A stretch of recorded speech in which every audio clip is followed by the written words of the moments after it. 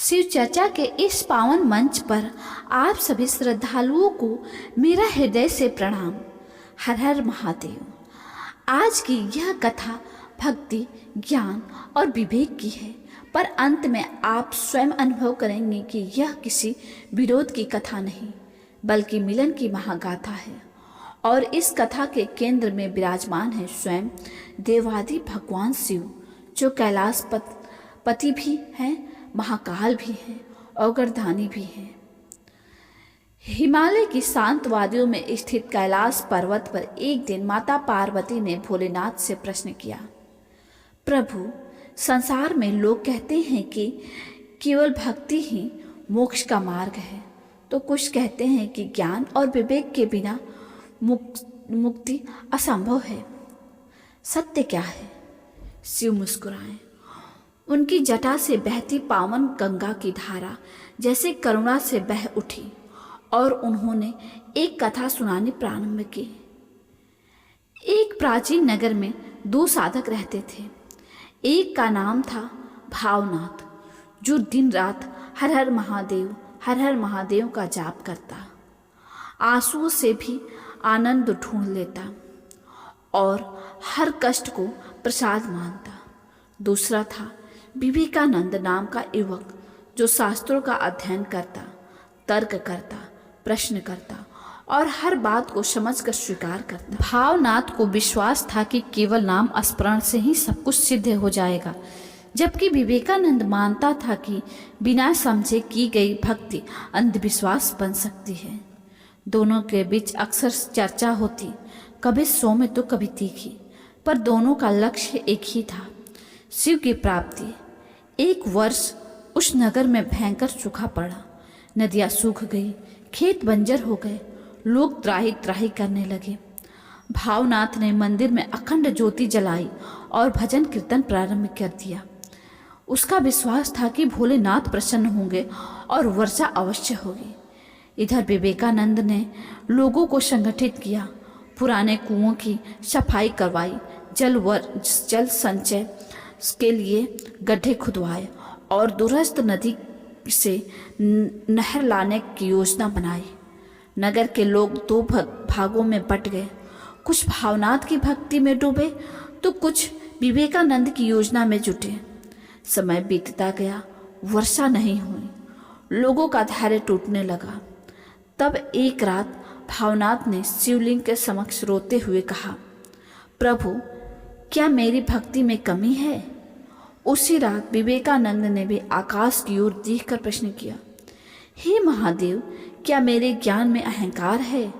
और तभी एक चमत्कार हुआ। मंदिर में स्थित शिवलिंग से प्रकाश प्रकट हुआ। दोनों साधक वहां पहुंचे और एक दिव्य स्वर गूंजा, हे मेरे बच्चों, भक्ति बिना ज्ञान अधूरा और ज्ञान बिना भक्ति सूखा है। जिस प्रकार मेरे त्रिशूल के तीनों फलक संतुलन रखते हैं, उसी प्रकार जीवन में भक्ति, ज्ञान और संतुलन, विवेक का संतुलन आवश्यक है। प्रकाश में स्वयं भगवान शिव का आभास हुआ। उन्होंने समझाया, भावनाथ, तुम्हारी भक्ति निर्मल है, पर यदि तुम विवेकानंद के प्रयासों में हाथ बटाओगे तो भक्ति कर्म बन जाएगी और विवेकानंद तुम्हारा ज्ञान श्रेष्ठ है, पर यदि उसमें श्रद्धा का रस मिलाओगे तो वह कठोर नहीं, करुणामय बनेगा। दोनों की आंखें खुल गई। अगले ही दिन भावनाथ भी कुओं से की सफाई में जुट गया। भजन गाते हुए लोगों में उत्साह भरने लगा और विवेकानंद ने कार्य प्रारंभ करने से पहले सामूहिक प्रार्थना रखी, जिससे सबका मन एक हुआ।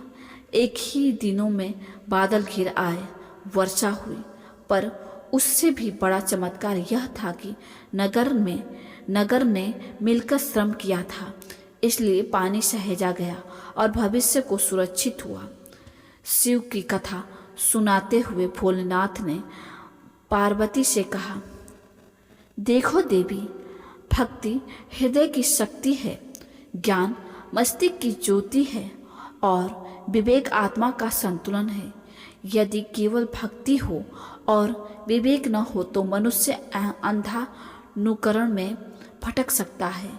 यदि केवल ज्ञान हो और भक्ति न हो तो अहंकार में डूब सकता है, और यदि विवेक न हो तो दोनों ही दिशाहीन हो सकते हैं।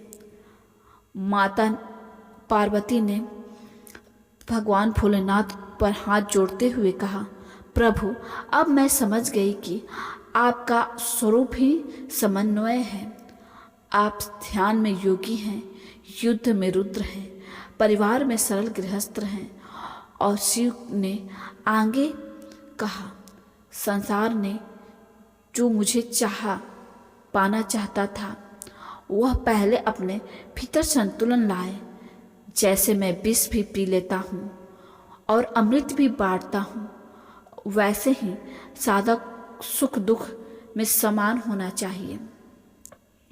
यह कथा यहीं समाप्त नहीं होती, क्योंकि उसी नगर में वर्षा के बाद गुरुकुल स्थापित हुआ, जहाँ बच्चों को वेद उपनिषद के साथ साथ करुणा, सेवा और ध्यान भी सिखाया जाता।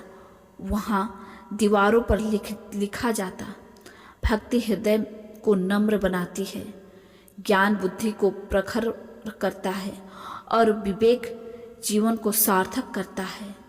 समय के साथ वह नगर समृद्ध हुआ। लोग दूर दूर से सीखने आने लगे कि कैसे आध्यात्मिक और व्यवहारिक साथ चल सकते हैं, और कहते हैं कि हर शिवरात्रि को यहाँ भव्य उत्सव होता है। इसमें पहले सामूहिक ध्यान, फिर ज्ञान पर चर्चा और अंत में भक्ति संगीत होता है। तीनों का अद्भुत संगम कथा सुनाकर शिव मौन हो गए। कैलाश पर पुनः शांति छा गई, पर पार्वती के मन में आनंद की लहर थी। आज जब हम यह शिव चर्चा सुन रहे हैं तो स्वयं से प्रश्न करें, क्या हमारी भक्ति में समझ है? क्या हमारे ज्ञान में नम्रता है? क्या हमारे विवेक में करुणा है? क्योंकि शिव बाहर से दूरस्थ लोक में नहीं, वे हमारे भीतर की चेतना में निवास करते हैं। जब हम किसी की सहायता करते हैं वह कर्म भक्ति बन जाता है। जब हम सत्य को समझकर स्वीकार करते हैं तो वह ज्ञान बन जाता है, और जब हम सही और गलत में संतुलित निर्णय लेते हैं वह विवेक बन जाता है। यही शिव का मार्ग है, सरल भी गुथ भी। इसलिए हे शिव भक्तों, केवल जब तक सीमित मत रहिए, सेवा को अपनाइए, केवल तर्क में मत उलझिए, श्रद्धा को भी स्थान दीजिए और केवल भावना में मत बहिए, विवेक को दीपक बनाइए। अंत में यही संदेश है कि भक्ति और ज्ञान का संघर्ष नहीं, संगम ही सच्चा शिव तत्व है। जब हृदय में प्रेम, बुद्धि और प्रकाश, कर्म में संतुलन आ जाता है, तब जीवन स्वयं शिवमय हो उठता है।